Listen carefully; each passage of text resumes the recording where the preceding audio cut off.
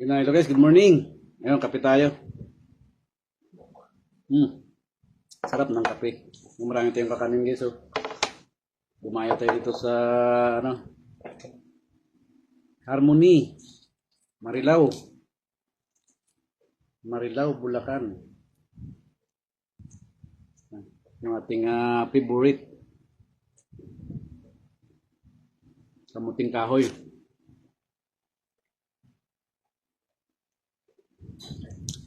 Ito yung ibus. May kasaba cake.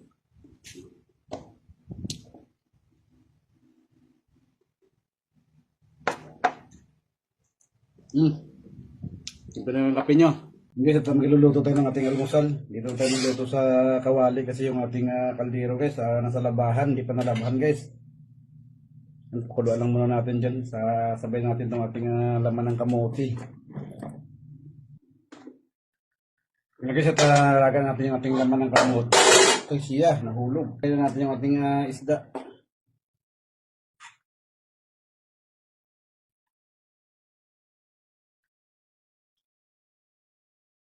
Yung ating isda guys ay halaga na 90 pesos.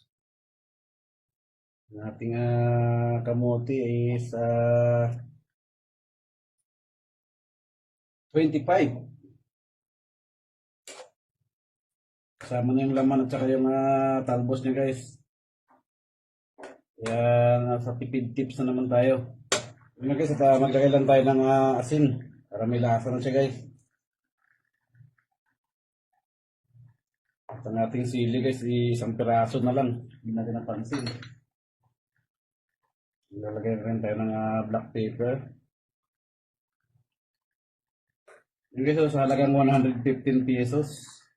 Ito na yung pang breakfast natin. Hanggang tanghalian na to guys. Hanggang lunch na to. Guys, maglagay na rin tayo ng konting magic.